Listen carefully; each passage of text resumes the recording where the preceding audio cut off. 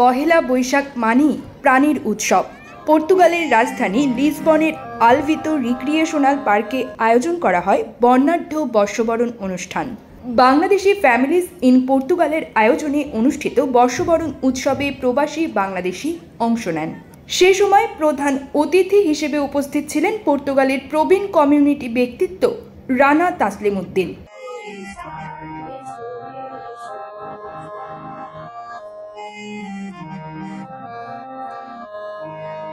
Mine বিথির পরিচালনায় অনুষ্ঠানে বিশেষ অতিথি হিসেবে উপস্থিত ছিলেন লিসবন বিশ্ববিদ্যালয়ের গবেষক ও পিএইচডি ফেলো জহুরুল ইসলাম মুন, শহীদ আহমেদ প্রিন্স, নেহাত সহ আরও অনেকে।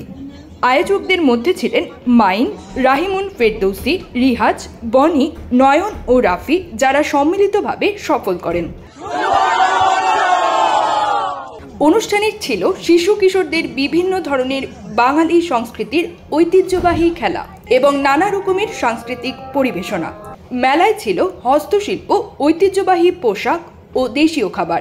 লাল সাদা রঙে সাজানো পার্কটি যেন একখণ্ড বাংলাদেশের পরিণত হয়ে উঠেছিল। পর্তুগালের বিভিন্ন শহর থেকে আগত প্রবাসীরা এই আয়োজনে অংশ নেন। বাংলা নববর্ষকে কেন্দ্র করে সকলে আনন্দে মেতে ওঠেন। প্রজন্ম থেকে প্রজন্মে বাংলা সংস্কৃতি পৌঁছে দেওয়ার অঙ্গীকার করেন অনেকেই। বাংলাদেশি ফ্যামিলিজ ইন পর্তুগাল এই গ্রুপের আয়োজনে আজকে যে পহেলা বৈশাখের প্রোগ্রাম হলো, এই প্রোগ্রামটা অনেক ভালো ছিল। 14 তারিখে তো আমাদের দেশে পহেলা বৈশাখ হয়েছে। আমরা অনেক ছবি, তারপরে অনেক আয়োজন দেখেছি সোশ্যাল মিডিয়া এবং টিভিতে। তো অনেক মিস করছিলাম। তো যে দুঃখ কষ্ট ছিল, দেশের প্রোগ্রামগুলো যে আমরা সবসময় মিস করি, সেই দুঃখ এবং কষ্টটা এই প্রোগ্রামে এসে সেটা মিলে গেছে। খুবই ভালো লেগেছে। আয়োজকদেরকে অনেক অনেক ধন্যবাদ এবং ভবিষ্যতে আরো এই ধরনের প্রোগ্রামগুলো করার জন্য তাদেরকে বলবো। প্রোগ্রাম আলহামদুলিল্লাহ আজকের অনুষ্ঠানটা স্বতঃস্ফূর্তভাবে পালন হয়েছে এবং আমাদের এই বাঙালি কমিউনিটি যে আমাদের মাইনবিতি যে অনুষ্ঠানটা এই প্রোগ্রামটা করে, প্রতিটা প্রোগ্রামে আমাদের খুব সুন্দরভাবে পালিত হয়। তো এবারও আমাদের প্রোগ্রামটা অনেক সুন্দরভাবে হয়েছে এবং একটা সুন্দর একটা জায়গা যে পার্কটা, এই পার্কটাতে আমরা সবাই মিলে খুব আনন্দ করেছি। সারাটা দিন ডে লং প্রোগ্রামটা স্বতঃস্ফূর্তভাবে আমাদের বাঙালি সবাই পালন করেছে।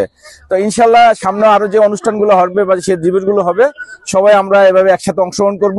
বিদেশের মাটিতে থেকেও আমরা দেশের সংস্কৃতি কৃষ্টি কালচার লালন করব। আয়োজকরা জানান, প্রবাসে জন্ম নেওয়া বা বেড়ে ওঠা সন্তানদের বাংলা সংস্কৃতির সঙ্গে পরিচয় করানো ও শিকড়ের সঙ্গে তাদের সংযোগ রক্ষাই ছিল এই আয়োজনের মূল লক্ষ্য। প্রায় 100টা ফ্যামিলি এসেছে। বৈশাখের ভাইব রাখার জন্য আমরা পান্তা ইলিশের ব্যবস্থা রেখেছি, রকমারি ভর্তা রেখেছি।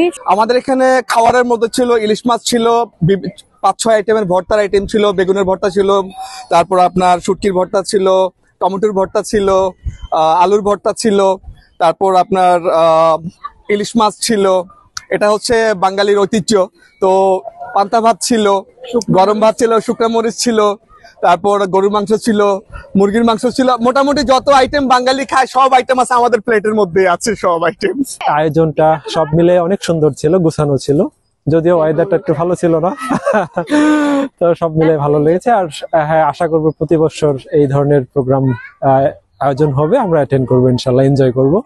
সবাইকে নববর্ষের অনেক অনেক শুভেচ্ছা।